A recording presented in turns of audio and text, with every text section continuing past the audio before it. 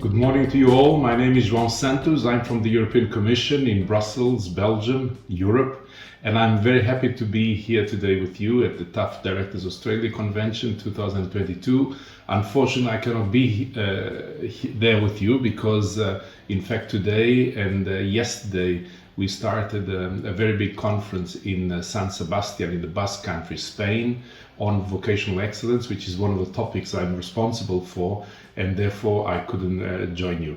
But I will try in the next few minutes to pass to you three important messages. The first one is on the importance of linking what we think in terms of economic development and social development for our countries, link that with skill strategies. And the second element I'd like is to explain to you a little bit how we do business in Europe in terms of vocational excellence, because Europe is not a country unlike Australia. We are a set of countries that come together to work together. And then third, I'd like to leave you with the message on what we are doing in terms of developing vocational excellence and business education partnerships to create or establish skills ecosystems.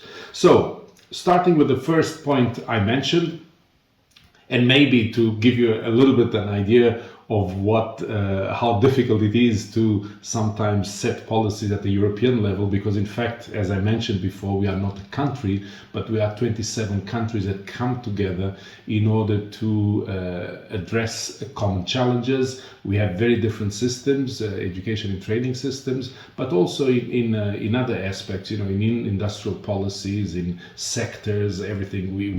We are, as you can imagine, almost 500 million people with different interests, with countries at different stages of development. But in spite of all these differences, we come together, the ministers sit together, and they agree on common challenges and ways ahead on how we can work together and benefit from the experience that each country has.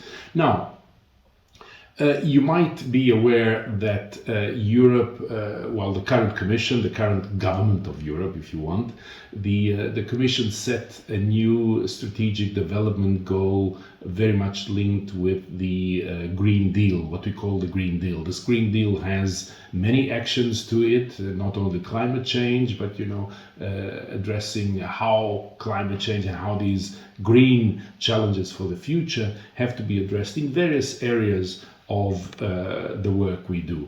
And of course, not only the Green Deal is an engine, if you want, for a new economic model in Europe, but also ensuring that we keep up with technological change, that we keep up with developments in the digital world, and we are capable of translating these challenges into concrete actions. And that's why we have the Digital Compass, which gives a strategic vision of how Europe should develop in terms of digital technologies and digital skills up to the year of 2030. So there's these two big ideas, preparing Europe and the people to contribute with skills to these big ideas on the green and the digital transition. So these are, if you want, the new economic model that we have for Europe in the next 10 years, and everything we do is more or less framed within this big challenge of addressing the digital and the green transition. But of course, it's very important that we don't just look at the economic and social developments, but also have actions that put these social concerns into perspective. And that's why we came up with the European Pillar of Social Rights, and which has basically 20 different actions in many areas. And there are 4 areas that are particularly important for us in skills. Of course, the first one on the European Pillar of Social Rights, it's Principle 1, which enshrines the right to education, training, and lifelong learning for everyone, with ensuring quality and social inclusion through education and training. But there are others on equal opportunities, on active support to employment when people are in those those transitions from employment to unemployment and then training and back to employment. But the image I'd like to pass to you is that it's not only about economic development, it's also ensuring that we have a social system which focuses on the individual and gives them the possibilities of being successful in both their job life as well as in their private lives. And as I mentioned, these are 20 principles. The 4 that I mentioned are those that are more focused on or have implications for skills. The others also have, but to a lesser extent. And of course, everything we do also contributes to the Sustainable Development Goals, and in particular, the goal number 4 on quality education. Now, of course, it's important to have a strategic view, a policy direction, but of course, if you don't have money for it, then you're not going far. So that's why at the European Union level, we also have a very strong budget for the current 7 years with more than 2 trillion euros of support for this green and digital transition, and also everything has to do with it, so skills in particular. And of all of this, we have around 200 billion euros, and the euro is more or less like the dollar if you want to compare, well, the US dollar, if you want to compare with your currency. But we have around, as I said, 200 billion euros that are focused on everything that has to do with skills. You might be familiar with the Erasmus program. It has mobility of learners, but not only. It also has strategic partnerships and policy reform in education and training. And we have the European Social Fund, which also funds training for individuals. So, as I said, this first part of my presentation is on the big picture. So we are, in terms of economic model, the green and digital transition as kind of the engines of where we want to go, but of course also thinking about the people, and that's why we have the European Pillar of Social Rights and skills as the underlying factor that will allow us to address our ambition. And in this picture, if you're not familiar, it's our president, Ms. von der Leyen.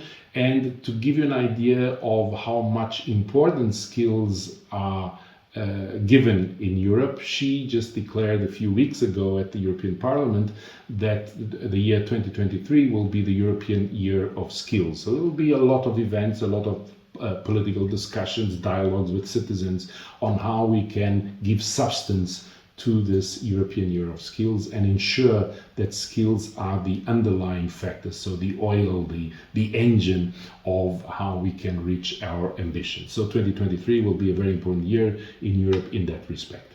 Now, as I mentioned, we have the European Pillar of Social Rights, which gives, in particular, Principle 1, this right to education and training throughout life.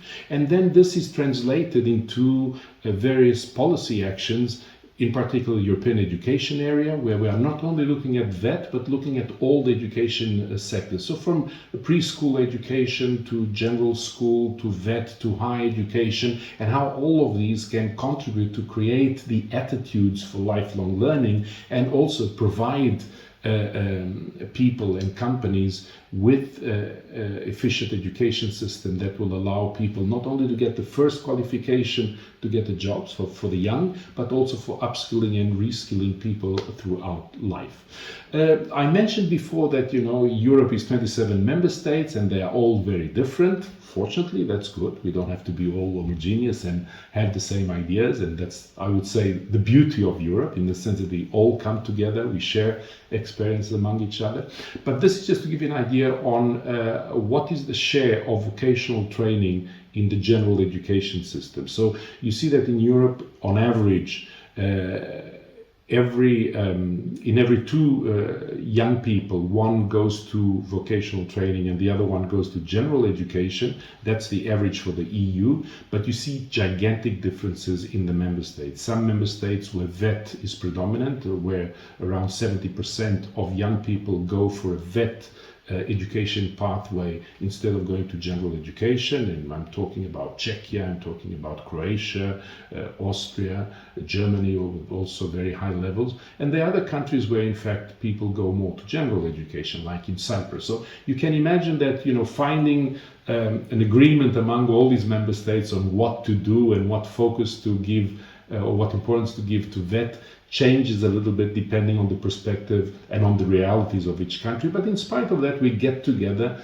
we look at the various challenges we have ahead, and we establish priorities among ourselves in which we will all work together. And then this doesn't mean that, for example, Cyprus or Croatia cannot have their own priorities, but in any case, we try to find a common denominator on which all these countries can work together. And to give you an idea of these differences, it's not only a matter of participation in VET, in terms of the general school education, but also in terms of what are the skills efficiency in each country. We have an agency similar to your NCVER in Australia, which is called CEDEFOP, based in Thessaloniki, Greece, that looks at each country on the basis of some indicators. Indicators that show the efficiency of the education system in terms of skills development, then indicators also in terms of skills activation, so to what extent the systems are working well in the transition from education to the labor market, and then in terms of skills matching, so looking at what extent the system is in tune with reality and how people are then using the skills that they acquired during while they were in the education system. This is skills matching. So as you can see in these different set of indicators, and of course each of these has various indicators that allow to arrive at these figures, but you can see the diversity of the efficiency of the education system in Europe. And I mean, you don't need many words for that, but you see the diversity which we have in Europe. So once again, imagine the difficulty we have in finding common denominators on which we should all be working on. In any case, in 2020, we came up with a council recommendation on VET, not to get into the legal details, but this is basically all the ministers come together, all the ministers responsible for vocational education of the 27 countries come together and agree on what we should be working on at the European level. And we identified in 2020 strategic vision up to 2030, and this includes 6 clusters of action. So vocational training that is flexible, capable of rapidly adapting to social and economic changes in the economy, that it drives innovation, that is not only seen as a social inclusion sector, which of course it also is, but also fit for the digital and green transition, that it is attractive, modern, digitalized provision, allows for opportunities for different pathways in the various education system, provides high levels of employability and so on, that it is inclusive as well, because this has traditionally also been one of the strong elements of VET, that provides people that somehow that don't fit in other education and training systems, or that those systems don't provide them with opportunities, that VET is there also as a safety net for all those people. And of course underpinned by quality assurance, and as I said in the beginning, agile, capable of understanding social and economic developments and rapidly provide answers to those challenges.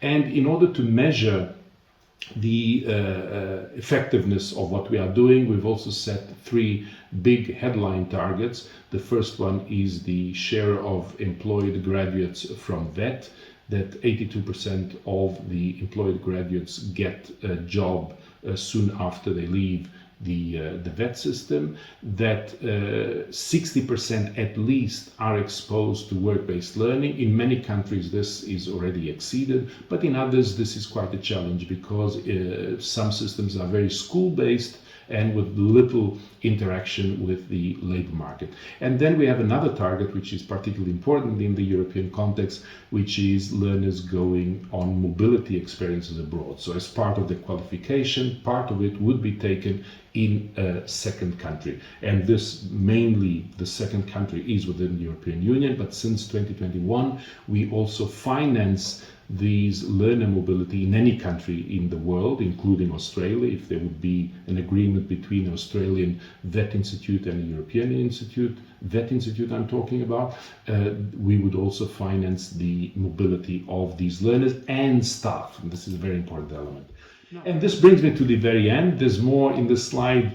You have more information or more links where you can get more information. And I hope that now there will be questions and I'll be happy to answer. You can always contact me by email, and if I can, I'll try to respond. So I wish you a very successful event, and if there's any questions, I'm very happy to reply. Thank you.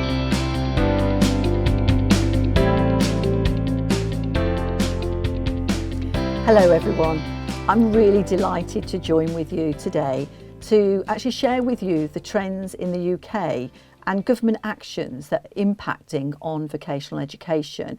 And there's 4 areas that I would really just like to touch on for you. The first one will be no surprise. It is about our focus on addressing skills gaps and meeting industry needs. And I'm certain that across the globe, and certainly in Australia, that you do many of these things already. And it is certainly something that the college that I have the privilege to lead has done for many, many years. And what we do is we look at the occupation overview, we look at the market demand, the fluctuation within the market, the offer that we have versus the demand. What are the hard skills required? What are the soft skills that we need to do? And we combine all of that rich data and information. So we use EMSI, like many of you, and other LMI, and we then focus and look at it against what our offer is. So we have a range of provision from apprenticeships, lots of different types of adult learning, although that has diminished over the last sort of decade really in terms of government funding, but is certainly coming back. Higher education, our study to learn patterns, our modes of study, again, they've been enriched. They may be full-time, part-time, hybrid, they could be on-site, off-site, at an employer's base. And we look at all of that market provider analysis, and then we go to our evaluation stage. The evaluation stage, we meet and look at the local skills needs. We use our patrons and our fellows to feed into this as well. We certainly look to quality assure that process and what we do. Looking clearly at those market demands, looking then at staff have to look at the viability of those provision, because at the end of the day, like you, we have to be financially viable. Look at the human resources we've got, the staffing, make sure whether we need to do any training, updating, and the physical resources. And what we've done in terms of that balanced scorecard approach for us is we've certainly looked at having that endorsed by our local Chamber of Commerce, which leads me into what's now come out from government in the last sort of 18 months, are local skills improvement plans. I'm pleased that we are ahead of the game. We're faced by being across 2 counties. So on one side of the college where we have a campus in Derbyshire, we're now having to work with the Federation of Small Businesses on a local skills improvement plan. And the wonderful thing that comes out about this is the collaboration that goes on, really rich sharing and working together with other colleges. And on the other side of the county where we have a campus, we're working with the Chamber of Commerce. And the local skills improvement plans were recently brought out by government here. And that was about making sure all colleges were actually, taking that market analysis and meeting the demand. The next thing I want to touch on quickly is the UK's education landscape and how it's changing. So like you, we've had traditional provision, lots of different offers across all sorts of levels. But now we see it as being very much about heading towards 3 clear choices. Apprenticeships, no surprises there, and we've had new reforms for them and assessments that come into them. And then there's the T-levels. T-levels are the next level qualification, what the government classes the gold standard, to look at, I suppose, virtually at some point in the future replacing level 3. There is some controversy over that, happy to discuss it in the question and answer session. And then obviously the third route, post 16, is academic study, so whether A-levels, which is often seen by many parents as the gold standard. So that landscape has been changing. It's going to continue to change. We have a new Prime Minister, new Secretary of State, a new Skills Minister, and so it's going to be interesting whether they continue down that route or things change. What has been good for us, though, is that the government brought out additional funding streams post-COVID to help and support our 16 to 19 tuition. So that was about a small group helping to get sort of technical and vocational skills up, as well as English and maths. We've also had an increase in our funding for study programmes. So our post-16 students come to us and undertake a study programme. And what that's about is looking at not just the qualification. So we take a main qualification and then we enrich that provision and offer to meet industry needs. It will certainly include for many of them English and maths. It will include for us our skills promise, which is our softer skills. It's about building resilience, teamwork, etc., which is equally as important as our main qualification. The next thing is our regularity framework. So we're inspected by Ofsted and held to account by Ofsted, and they've brought about a change in their education inspection framework. And basically that now focuses on 3 I's. So, and those I's are intent. What is our curriculum intent? Are we meeting local skills needs? So that goes back to the beginning about when I talked about meeting industry demand and that local skills improvement plan. How are we going to implement it, in what order?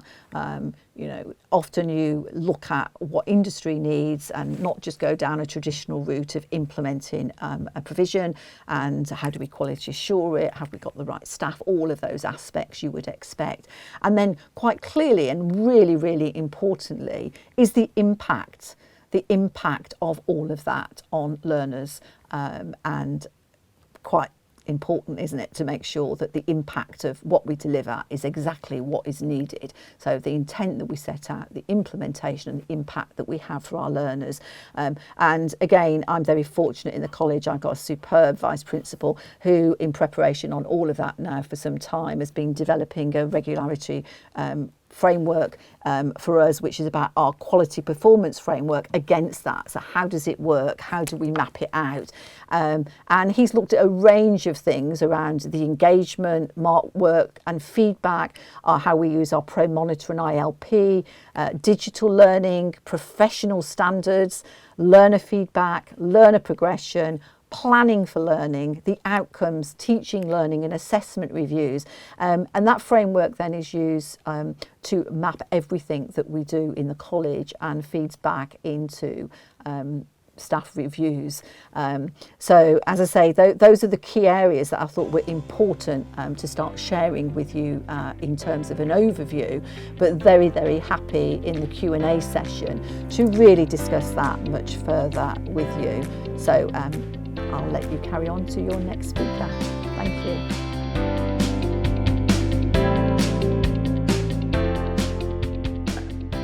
Hello, my name is Denise Amiot, and I am the President and CEO of Colleges and Institutes Canada, known as CICAN. CICAN is the national and international voice of Canada's largest post-secondary education network.